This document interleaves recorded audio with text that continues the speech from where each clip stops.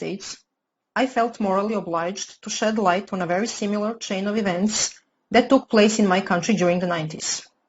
The cause of those events was the same: a constantly re-emerging ultimate evil, nihilistic, non-theistic religion/cult that caused hundreds of millions of deaths in the 20th century and countless suffering.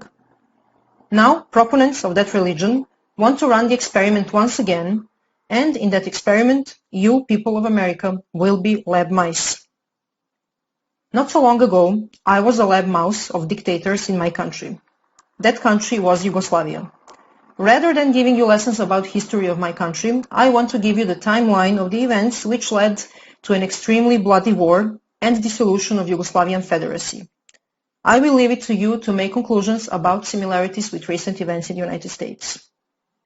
In the 1989, the fall of the Berlin Wall marked the victory of the free world over tyrannical monstrosity of communism across Europe. However, Yugoslav communists didn't feel like letting go of their precious powers. Since the climate in Europe was extremely anti-communist at the time, they knew they needed a new strategy, an ideology that would seduce the masses and keep the power in their hands. So they come up with a very clever idea: to rebrand the communism in Yugoslavia and to change its name into socialism. Not any type of socialism, but a very special type, the National Socialism. Sounds familiar? The playbook they used to progress with their agenda was already tested in Nazi Germany. To establish National Socialism, you must first install hatred in people. In order to create genocidal levels of hatred, you must divide people of one country in well-defined groups. In other words, you must create tribal or groupthink. This can be achieved in different ways.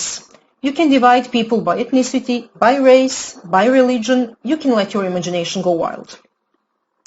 Since Yugoslavs were white and practically indistinguishable among themselves, the only card they could play was the religion card.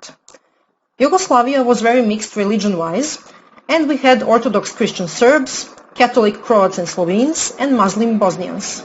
A perfect starting position. In the next phase, you must start making such social policies so terrible that will inevitably lead to the countless individual disadvantages. When the consequences of such government policies become obvious, you must start claiming that the cause of those inequalities is nothing but discrimination and hatred of one group towards another, and naturally, you must start screaming that those inequalities must be corrected by favoring the oppressed, discriminated group over the oppressor group. Enter national quotas for hiring. Now just replace national with race or women. Once the groups are formed and well-defined, it's needless to say that all the mainstream media in Yugoslavia were government-controlled and were fueling the narrative about mutual discrimination and hatred relentlessly. The growing fear and feeling of insecurity destroyed relationships, marriages, friendships. As fear of discrimination and hostility among groups were growing, people started retreating and isolating within their own groups because they didn't feel safe anymore with the individuals of the other group. All of a sudden, staged and very well organized mass protests started all over the country. Protests against the oppression and killing of one group by another. At first, those protests were peaceful, but soon enough, rioting and burning started. Now that you have the attention of the public, you need sparks. What is a spark?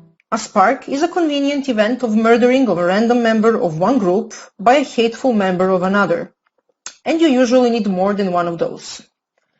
At this point, people were still not completely divided. There were still reasonable people left, those who understood we are all one nation under God, and that we will not kill each other under any circumstances. They went out protesting together, singing for peace and holding their hands. But the hunger for the absolute power of socialists was stronger than our love for each other, and shootings and attacks at protesters continued. In the next phase, the tipping point with no return was reached. People started erecting barricades at the entrance of their cities, their neighborhoods, even on highways and roads. Barricades were guarded with armed civilians. Each and every attempt of the law enforcement to remove barricades and to de-escalate the situation was in vain, since they would be ambushed and killed. Peace couldn't be restored anymore, because headlines, photos and videos of dead people propagated through mass media became too explicit and horrifying. Even those hardcore idealists who believed in one nation under God, peace and love, snapped under the pressure. At that point, army was deployed to restore order, but they couldn't do much, because they were clueless about who was the perpetrator and who was the victim. Simply because there were perpetrators and victims on both sides. In the final stages, even the army was attacked during the negotiated retreat and 50 or 100 soldiers were killed. And just like that, Yugoslavia found itself in a civil war. City against city, village against village, family against family, and so on until the whole territories became claims of the members of the enemy group. Genocide, ethnic cleansing, relocation of hundreds of thousands of people were everyday news. It lasted 4 years. 100,000 people died. Some 500,000 were displaced. Those people lost everything. Yugoslavia was drowned in the bloods of thousands of innocent people and destroyed forever. You might wonder how we let that happen.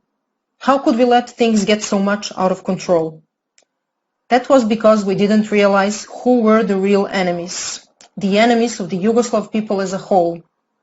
Instead, we were brainwashed into buying the story that we, the people, are the enemies of each other, while our true enemies were advancing with their sick, demented agenda, which had as the ultimate goal the total and unlimited power.